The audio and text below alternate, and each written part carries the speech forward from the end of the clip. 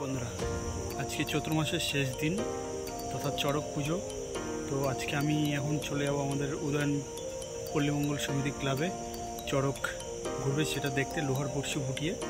তো চলুন আজকে সেটাই আপনাদেরকে দেখাই।